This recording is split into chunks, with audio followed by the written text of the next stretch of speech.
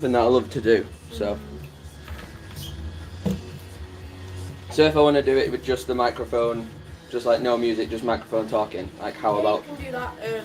So if you want to do it with no music, Yeah. you just turn manual off, and then after the song's finished, it wouldn't play out. Okay. And you can just turn the mic up on there and just sit and talk. Okay. And obviously it'll film on there. Yeah. And when you do want to play a song, you can just click play or whatever you want to do. Because obviously, like if you are recording it, songs and stuff, you might get copyright.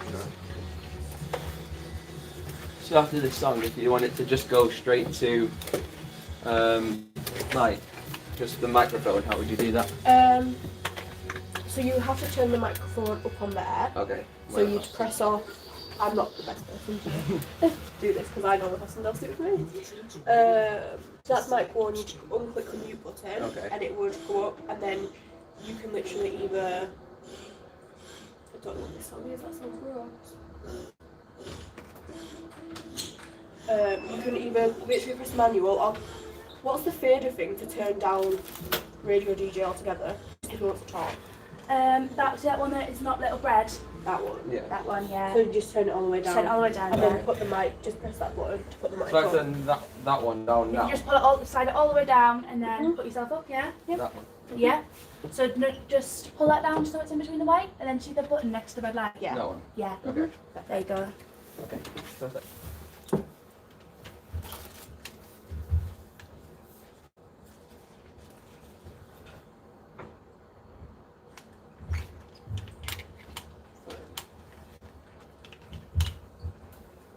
Alright, so that should be talking now. Yeah, you are right now. Fair enough. I should have probably people messaging in, so I'll keep my tablet to the side in case anyone messages me during this. So hello, welcome. How's it going? My name is Tom. I'm on Radio Hood, and the kind folks here have given me the opportunity to come in and just have a bit of time today to talk about what it is that I do and why I love doing it. So it's an absolute pleasure to be here. Thanks for having me. Pretty much this is just a talk thing. It's my first time on a radio show, so this is kind of interesting for me. I brought a little brown book along, and if you subscribe to my YouTube channel, TomOrigins, you'll see a behind the scenes type of video thing of what's happening in the studio, which is really cool. Being in the studio for the first time is quite interesting. So my name's Tom, and I started a YouTube channel called TomOrigins a long time ago, and I originally started doing YouTube back in 2013 was when I made my first account. It wasn't under the name TomOrigins, it was under a really random name, I can't remember it to this day. But I made it just as a way of having a laugh with my friends. Whenever my friends came around, we would do silly things and like play outside, and just like I would just record doing mental, crazy, stupid, silly different things when you're a kid. And over the time I gave it a miss, and I stopped doing it in 2013. I started it for a little bit, let it go, and then carried on just being a kid, doing my thing. And then eventually it got to 2015, and I started taking YouTube a bit more seriously. I'd watched some of the great YouTubers over the years doing their thing, and I was inspired to try and do something similar, but in pardon the pun, something original, and I started doing my own spin on things. So I made TomOrigins. I was just obsessed with the idea of having something to look back and remember whilst you're a kid, something to go back and relive the days almost. I know a lot of people do a lot of journals and photo albums and things like that, but I'm just terrible when it comes to handwriting. My handwriting is atrocious, as most of my friends and family know. So instead of writing a diary or keeping a journal, I just got my camera out and filmed with it, and just that's how I started my channel. I started filming days out, birthday parties, trips, holidays, etc. Then eventually my technology got better, and I started recording, playing video games and things like that, and I just fell in love with doing YouTube and creating content. Even at first it was just for me and my friends to watch, and then eventually it became something that, as I'll get into, a lot more people started watching, quite luckily enough. So yeah, back in 2015 is when I started the TomOrigins brand kind of thing, and I started running with it. And at the time I only had 264 subscribers, but I knew it was something that I was passionate about and something I really wanted to do. So I stuck to it, and I got all the equipment I needed. I mean, nowadays everyone walks around with a phone, a smartphone. That is pretty much all you need to start a YouTube channel. Any YouTuber will tell you that is the basic place to start, and the technology you've got is absolutely insane. So I used that and I just went with it. It was a really good opportunity to do something I was passionate about and start doing something that really interested me. It got me into a realm of using technology that I never even thought I could do before. Originally, it was just me on my phone recording a few clips, and then I just upload it as it was with like all the edits and mistakes out of it. I didn't have like any sort of editing software or clue about doing that, but I learned and I researched and I followed tutorials, and eventually I started producing, editing, creating, and uploading my own videos and became my own brand in a sense. For me, a lot of the YouTube stuff didn't really kick off until about 2018. So I was doing YouTube since, I'd say committedly, since the end of 2015, start of 2016, to obviously now 2020. But it was 2018 that anything big sort of happened. I was playing a video game called Red Dead Redemption 2, which is an amazing game. I was playing that and I uploaded a little clip of me playing it. And I really remember just thinking nothing of it. This is at a time where I could edit and I could do things. I put my intro and my outro onto it. And I just uploaded this video, thought nothing of it, went to school the next day, carried on with doing my normal life. And within 3 weeks, it hit 100,000 views, which was insane. 100,000 people had seen this video, and that was insane. Back in the day when I first started doing YouTube, getting like 60 views, 50 views, even, I would be super happy with just that. But then when we got like 100 a few times, that would be amazing. Nowhere near 1,000 or anything like that. That was insane to even dream of. But luckily I've got my notepad to keep track of everything. But yeah, in 2 days that video got 3,600 views, which was insane. In a week it got to 50k, and then in 3 weeks it got to 100, which was just insane. 100,000 people watching a video was just unheard of for me. I'd never seen anything like that before. And at the time my channel was on 368 subscribers on the 12th of November 2018, and by the same year, on the 25th of December, a couple of weeks later, I ended up getting 644 subscribers, which was pretty damn awesome. I thought I couldn't get better than that. And I just committed and grinded to it and kept uploading and kept going and just growing the channel and trying my hardest to just keep doing what I love to do. And eventually now I'm sat at 1,270 subscribers, and I think a total of 411,000 plus views on my channel, which is insane. It started off as just a tiny little hobby, a little passion, a little thing that I love to do. And it has grown into a thing that, well, on the 3rd of November of 2019, I actually ended up getting paid for the very first time. And to think of getting a paycheck from doing a hobby such as YouTube was insane. I remember being back at school, probably about year 10 time. I was talking with teachers and everyone was talking about what jobs you wanted to pursue, like doctors, lawyers, engineers, things like that. And I honestly, from that day on, I just kept saying I wanted to do YouTube. And I had a lot of teachers who kind of understood where I was going, but I had the majority of my teachers thought I was insane and thought YouTube's not a real job, you can't pursue it. And I can kind of understand where they're coming from, in the sense I know it's not the most reliable in the job department. I know obviously getting a standard stereotypical job is more concrete, but I never thought I'd get here today, and if I would have stopped then I probably would have been very gutted considering where I've gotten to today. So pretty much just a little bit of backstory about me, where I've come from, what I've done is in the past. I have, obviously, my mum and dad, they were in Liverpool, and my mum and dad are the two hardest working people I know, but stereotypically, school for them wasn't in their equation. Both of them left school really early, and for their valid reasons. They weren't very fond of the education system. I guess they were completely against the stereotype of that time, which was obviously go to school, leave school, get a concrete job. They kind of did things themselves. My dad was very confident in his ability to socialise, and he used a lot of his social skills to get where he is, and to get our family to where they are now. And they lived in Liverpool for a long time. They eventually moved to a tiny little place called Milnrow, which was an hour away, so leaving there was quite a big thing. I was born in Liverpool, moved to Milnrow at a young age.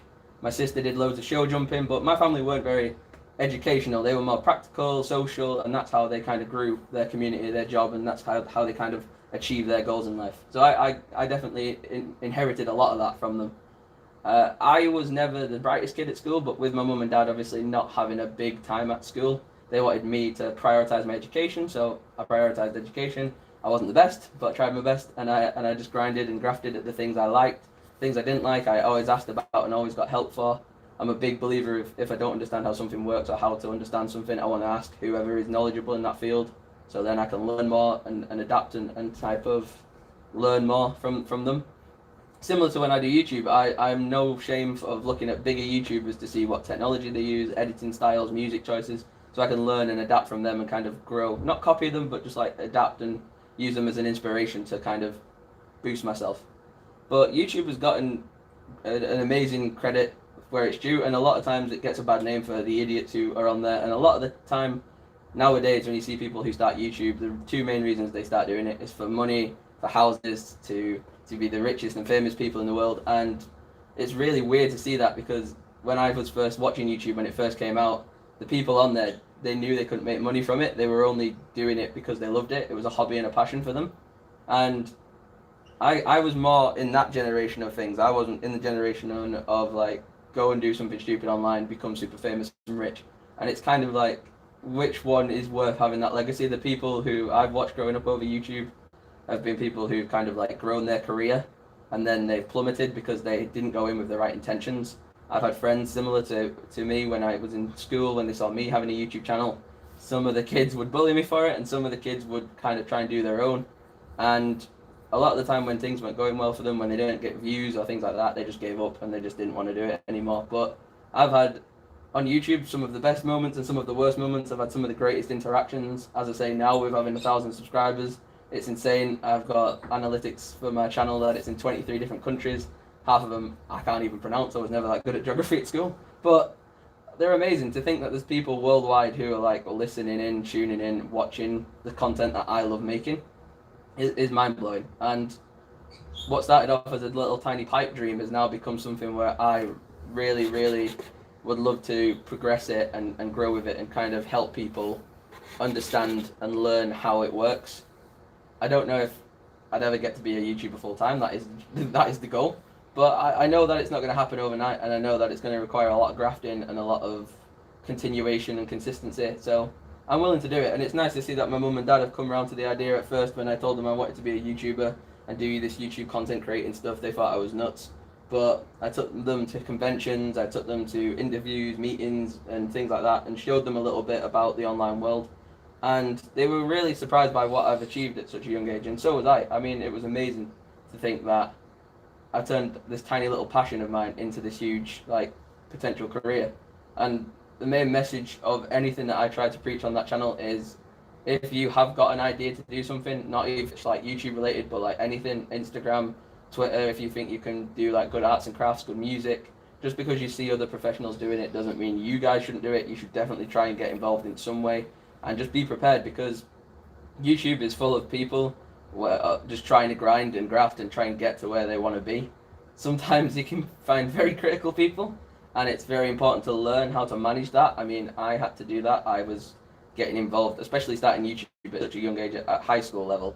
You got a lot of immature kids who haven't fully grown up mentally yet or physically, and they've tried to undermine you. They try and throw a lot of nasty stuff your way, and mentally it's not the best, because my YouTube was a good coping mechanism for having like a bad mental instability at times.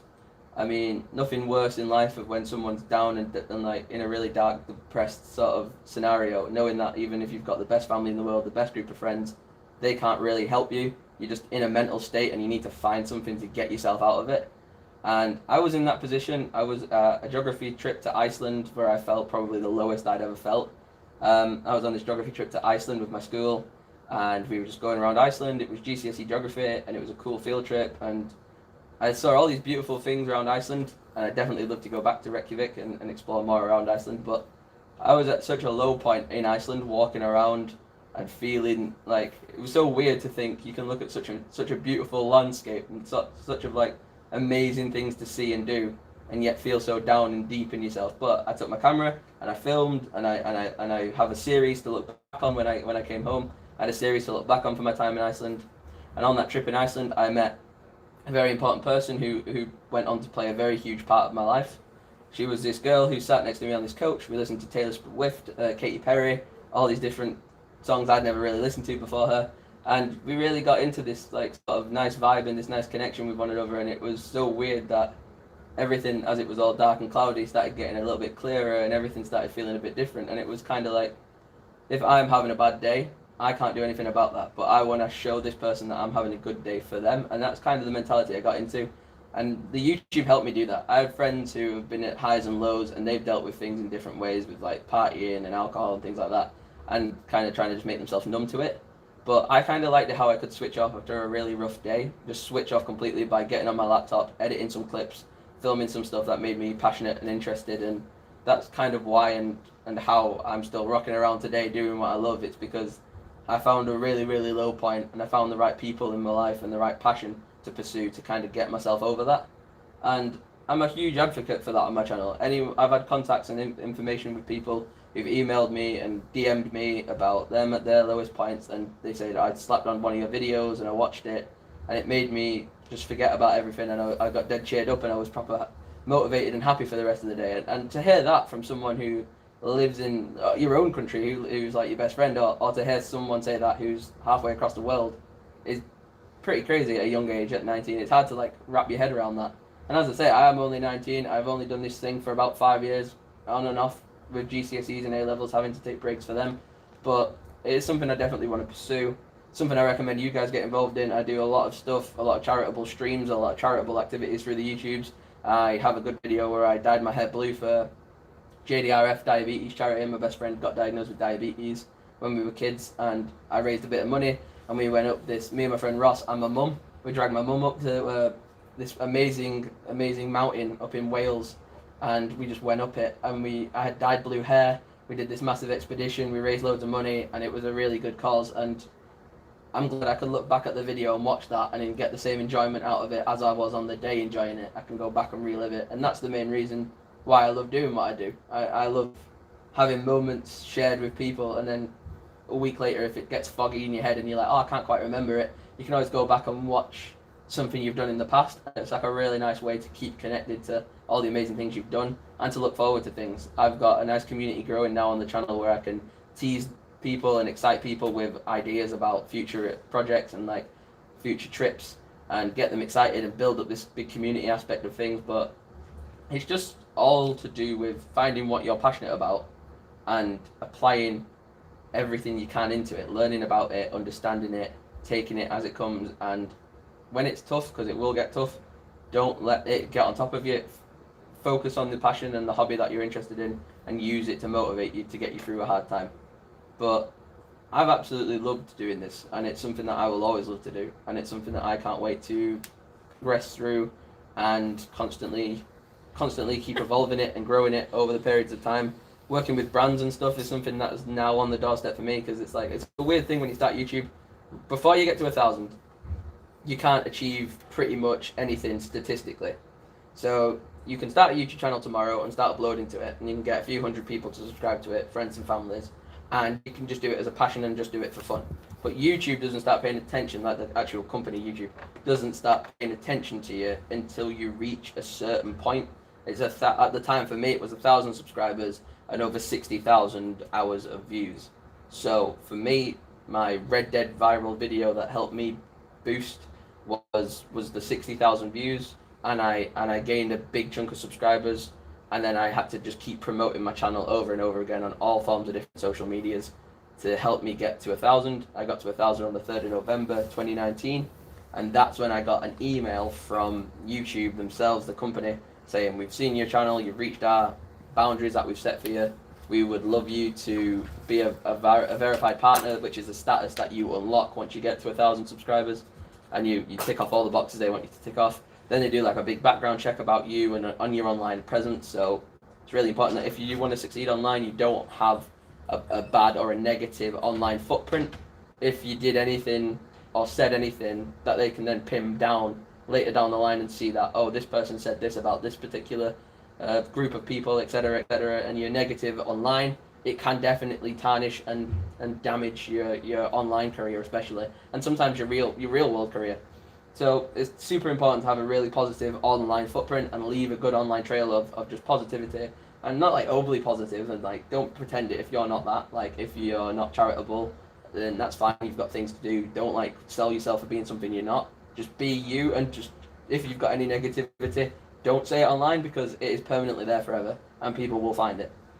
And YouTube found me, they did a check on me, they found out that everything was clean for me and I had left a really good online footprint and everything was good. And then once they'd seen that and they were happy with it, they pretty much just sent me an email over saying, welcome to the team, you're a verified partner, You'll start being ads will be displayed on your video. You'll start making a bit of income from this. You'll pretty much start doing YouTube for a job, because anything you get paid to do, in my description of things, is technically a job. If you do work, you get paid for it. That's a job. I know you can do like free work and charitable work and things like that for free, but to have a concrete career in something, you got to get paid to do your work. And at the time, I was working for a media company, and I wasn't liking it that much. It just wasn't clicking anything off my list for me. It wasn't using my skills to the fullest, and I wasn't happy in that role of work. So when I first got my first ever YouTube check sent to my house was pretty amazing. Not just the fact that I got paid to do a job that I loved, but they paid me good money, and I showed my family, and my family got to go, okay, this is real now, this is concrete, and it was just really impressive to be able to turn what I loved into a paid-for career. My dad's a big believer in a saying that he always uses, and he'll be so happy if he hears this, that I used it as well. He always used to say, what is for you won't go past you. Now, I'm not really religious in the sense of I don't think I could say I'm that particular religion. I think every religion's got a fair say. I think every religion believes what they believe in, and they're valid to do that. But to me, religions are like, a good box of Quality Streets. I like some flavours, I like other flavours. I can't concrete say that one's my favourite. It's like I can't commit to one solid one. I like to spread out my knowledge and let all forms of people enter it and kind of understand where they're coming from. So I would say I'm more of a believer in like karma and the universe type thing of like what is for you, what is meant for you, won't pass you by, like an opportunity or a business offer or a partnership or like a relationship or a friend or a certain situation. It just won't pass you by. If it's meant for you, then it is meant for you, and you will eventually get to that point if you keep your eyes out for it and you're always aware for it. And I'm a big believer in that. My dad taught me that at a young age. I didn't have a clue what it meant, but as I got older, I started to learn and understand it and apply it to my own things. So, for example, that viral video that got my channels going, that was a situation that was meant for me, that ended up happening because I kept my eyes open to it, and I kept my eyes open to positivity in the sense that it could one day happen. So, similar to anyone, if you're in a situation in life, if you're trying to work out for a degree, working out for a job, trying to work out for a certain situation to happen, you just gotta hope and pray that that situation is meant for you. And if it's not meant for you, then it'll pass you by and the next one will come, and you just gotta keep your eyes open for future endeavours. But my mum and dad, they were always very passionate, and they always backed me up on things when I tried to say to them I want to do this. They tried to back me up. I wanted to be an actor for a long time. So my mum got me into a really good acting agency. I went to work for Carol Godby Theatre Workshop in Bury, and I had a lovely experience working with those guys. I had an agency and everything like that. I went for background work for a bunch of different shows for CBBC, BBC One, things like that. And then I ended up actually getting a main part on a show called Stepping Up on CBBC. And I played a kid called Karkin, and I was in like season 2 or 1, something like that. And it was mad because I went to an audition where I was in a room and there was 1,000 people in it. And it's weird when you go to a casting thing because it's a room of people who look like you, and it's weird because you've never seen anyone who looks like you. And you're in a room and everyone kind of looks similar and they've all got a certain look to them. And you just go in, you just read your line, and they go, thanks for coming, and then you go, and then you've got to wait like a month and a half for a phone call. And I remember getting that phone call. I was in the last year of my primary school, so that'd be like year 6. I got a phone call saying, yep, you got the part, you're going to shoot, and you're going to come to this big table read. So my mum drove me to Liverpool, and we did this big table read. And across the table from me was a young boy who was friends with Nicholas Lyndhurst's son. So he is Rodney from Only Fools and Horses. His son was on that production with me, which was insane. There was another girl called Rafi, and she went on to do projects called Tomorrowland, where she worked with George Clooney in like a Disney film. And to think that I was on the same show as her was insane. And to be sat opposite them and reading the lines with them, and you like wanted to do a good job. And I'm slightly dyslexic, so reading was a real tough challenge for me. So I was like trying to read the line as best as I could. And eventually we got to set and costume and everything. And I went from really, at a young age, really wanting to be an actor. YouTube was just a thing that I was interested in for watching entertainment-wise, but acting was everything for me at a really young age. And I remember going on this project and working on it, and it was shot and filmed in my mum's old high school, which was really cool. As follows my dad's pattern of what's for you won't go past you. The fact that my mum went to high school in Liverpool, moved to Manchester, I got an audition for acting, and then ended up filming in her old high school was pretty weird, and it was cool to be there and have that experience. And I stayed with my nan, and I got took to set by her every day, and we filmed this show. And Stepping Up was a really good project to work on. It was so fun. And I had this little guy, and I felt so sorry for him. His job was just to follow me around, and anything you wanted, he would get you. Like, if you wanted a drink, they'd just run and get you it. If you wanted something to eat, they'd just run and get you it. And I felt bad at the end. I was like, can I not go and get it? And they're like, no, you have to stay on set. Because we weren't allowed off certain parts of the set. You got tucked to a bit, you got left there, and you weren't really allowed on and off it on your own. You had like a chaperone, chauffeur type person who walked around with you and made sure you were where you were supposed to be when you were supposed to be there. And through that experience, getting kind of my dream goal to be an actor, being an actor on that TV show, it was really surreal because when we finished and when it wrapped and when we left filming for it, and we waited a few months and then we saw it on the TV, and I remember someone turning to me and saying, "Oh, you've ticked off your bucket list. Now you wanted to be an actor. You're now an actor on this TV show. There's clips of it on YouTube. You can go and watch it." And it's there forever. And I was like, yeah, it's pretty mad. I hit a pinnacle at a really young age. And I remember someone who I love watching, a guy called Tyson Fury, who is an amazing boxer. I remember Tyson Fury saying, as a young boy, his goal was to be heavyweight world champion.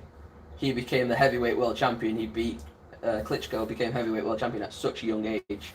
And then after he'd reached that goal, he didn't know what to do with the rest of his life. He was kind of in this like grey area, and he's got a great book and TV show out on ITV. You should watch it, and it's really good. So similar to me is that I finished my goal at such a young age. I was like, well, what is next for me? More acting or more things like that? And the longer after the production had finished, I was kind of in a weird sort of limbo of like, well, I don't know when the next show will be, or when anything will be happening new or exciting like that. So I was just kind of in this weird limbo stage. I did some more background work and things like that. I got to work on, I can't remember what it was, Happy Valley, Holby City, did background for them, things like that. It was really interesting. And I love the Carol Godby Theatre Workshop. Carol Godby has done me really well as my agency. And I enjoyed working for them. They were great, and they really humbled by the opportunity they gave me to be on that TV show. But I eventually lost the bug for acting, and I decided instead of doing these acting classes and these acting workshops, I was going to put more time and effort into trying to learn how to become a YouTuber, and that's kind of how I got back into YouTube. And it was a really good experience, because it wasn't until like you really want something and then you get to it and then you don't know what to do after it. It's kind of a weird experience to have to deal with at such a young age of being like 12 or 13, going into this massive experience, and then after it finished being in this weird surreal state of, well, I don't know where to go from here. And my mum and dad were really good with that. They really helped me out. My friends were really good with it, and a lot of them did have a good laugh and a good giggle of how I looked on that show. I do look a state. And it was really entertaining to show them what you'd worked on and what you'd done. But I honestly couldn't be more grateful to be in the position I'm in right now, because a long time ago, on that Iceland trip, if you would have asked me, where do you think you'll be in 3 or 4 years, I probably wouldn't have known what to say to you. I was that low and that like unclicked from life. I didn't really know where I was going or what I wanted to do, and it's such a horrible situation when you feel that way, and you like kick yourself, because you're like, I've got really good friends, really good family members, they're all loving, they're all supportive. There's no reason to feel like this, but you just do. And you need something to pull you back into reality and get the ball rolling again. And for me, it was meeting my girlfriend Helen on the Iceland trip, who got me motivated and got me going. And then it was getting my YouTube on the go and really grinding and grafting at it. And I couldn't be happier to be in the situation I am. And I really do encourage any of you who want to go over to the channels, subscribe to them. If you want to follow me on any form of social media, I have literally every social media you possibly can. I've got TomOrigins on YouTube, Tellin YT on YouTube, which is me and my girlfriend's couple channel, TomOrigins YT on Twitch, TomOrigins YT at Twitter, TomPro17 on Snapchat, and TomOrigins YT on TikTok, which is something new that I've only just started learning how to do. I don't understand it. It's like addictive. It's like a rabbit hole. The more you swipe, the stuck you get. It's like you just can't get out of it. Once you're there, you're there. It's like a loop. And then finally, I have the weirdest Instagram name. It's literally legit _Tom_Origins_YT, and that's that on Instagram. But I've really loved it. Yeah, it's been an absolutely amazing opportunity to get to where I am, and I've enjoyed sharing this time with you. And I don't know how long's left, but I think is it sort of time to wrap up? You can have. You have another 15 minutes if you want it. I got another 15 minutes. If you I can want do it. another 15. I can. I could do what can I do? I could do a story. I could do a funny. I'm trying to find a funny story now. As long as it's radio safe, that's fine. Yeah, it's radio safe, I'd say. Trying to think. So, I don't know if anyone knows this, but you might do, especially with university students and that. We did Duke of Edinburgh Award back at school.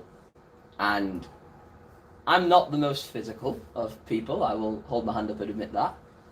But I was on the outskirts of this group at the time, in between friend groups at high school, and this group of friends of mine who I'd kind of been in and out of, they were talking about doing this thing called the Duke of Edinburgh Award, and they'd done it, and there's different stages to the Duke of Edinburgh Award, so you got bronze, you got silver, you got gold, and then I think you got more if you want to do them.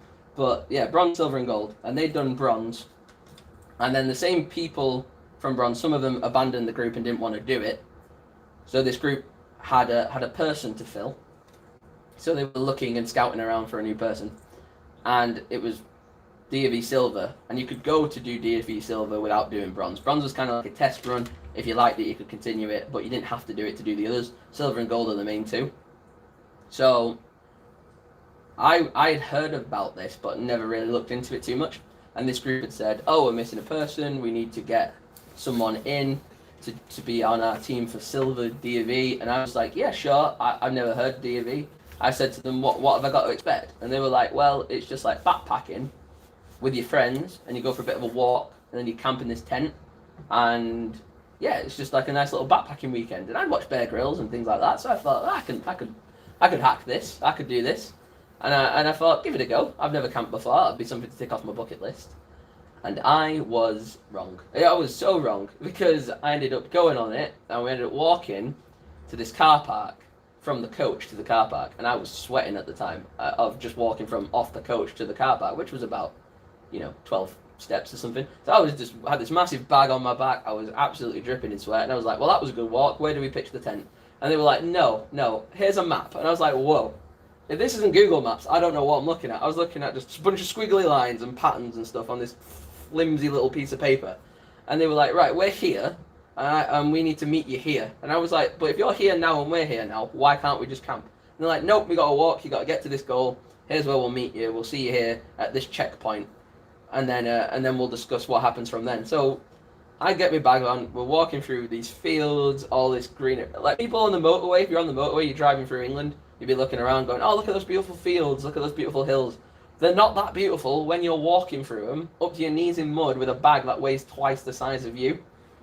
And I think at the time of doing D&V Silver, I think my bag probably weighed my body weight, which was pretty insane, because I knew I was going to be slow. I knew I was going to be the most physically challenged one of that group. So I was like, just stockpile me up with all the heaviest things, and I'll just plod along at the back, and you guys can walk on. So I got all the pans, I got all the stoves, all the cooking equipment strapped to my back, and we just plunged our way through these fields for hours and hours and hours. And we eventually got to this checkpoint, and the teacher was like, right, that's great, put the tent down. You can finally camp down. So we're putting the tent down, and someone's teaching me how to pitch this tent. And we get into the tent, and we're all chilled out. And someone's cooking tea, and there was a young lad. He was cooking this tea on the stove. He was cooking pasta, because that's all you could eat on D&V. You couldn't take your home essentials because everything else got squashed or damaged on the way. So we had just had pasta for this trip. So he's cooking it, and there's just a little bit of foam. Like when you cook pasta in a pan, it just gets a little bit of foam on top. He was sat there on the floor of grass, just scooping the foam out with a spoon. And I was looking at him, starving, sweating, looking like I just looked like a cannibal at that point. I was just like, get out of the way of that pan before you end up in it. Because he's just scraping foam off the top of this pasta. I'm like, I don't care about the foam. I'd eat the foam. I'm starving. So eventually we get tea. Then we go to sleep. It's the most uncomfortable sleep of my life. I'd never camped before, and I never wanted to do it again. We were on this incline hill thing, which he put our tent on for some stupid reason, and I'm a real bad habit of snoring when I sleep. So I'm snoring in this tent, and this boy's getting fed up, and he keeps giving me the elbow into the ribs. So I thought, well, I'm going to trick you here. I've got you now. So I got my bag, and I put all the heavy stuff I had, all my walking boots and equipment and things, into the top part of my bag. And then I put the bag parallel to my cheek. So the bag with all the heavy metal and pans and stuff in it is like right next to my head, and I'm on the other side of it, and that's dividing me and him. So when I do this pretend real big snore. He gets his elbow ready to just fire it into me, and as he swings his elbow, I just hear it collide with the pan. He screams, and I just go, "Oh, are you okay?" He goes, "Ah!" And I'm like, obviously he's not going to admit he tried to elbow me in my sleep. So then he plays it off, he gives it a rub, he goes to sleep. Then the next morning we wake up, and I'm like, "So when's the coach coming?" And the teachers went, "Oh no, you're walking back to where the coach dropped you off on day one." And I was like, "Right, I'm done. I can't be doing this." And for some reason, I ended up finishing it, and we ended up finishing silver, and I thought, never again am I doing D of E silver. Not a chance. But in between doing D of E silver and D of E gold, that period of time was Iceland, and that's where I met Helen, I met my girlfriend, and she was on D of E silver, and she was going to go and do D of E gold, and therefore I ended up getting dragged along to do D of E gold as well. And I ended up going to Buckingham Palace. That's a video on my YouTube channel. You can go check that out. I got to go down there and film it for the day. It was really fun. I'd never been to Buckingham Palace before, but we went to the Buckingham Palace Gardens, and we got our gold DAV badges and our certificates and awards and things, and it was a really boss day out. So that was my story about when I had to do DAV gold and silver. So yeah, thanks a lot. You're very welcome. Thanks for having me. How do I wrap this up? See your goodbyes, and Okay. I'll sort you out. Alright, well, thanks a lot for watching on Radio Hood. If you want to go and support the amazing team over here, make sure you follow them on all their social medias. I'm a big fan of them, and hopefully I'll have another opportunity to come back again. See you guys soon. Peace. Sweet. That was good. Is that alright? That's excellent. You're very confident. It's really good talk. Yeah. Nick, it's a part. Ollie's not coming, so. No.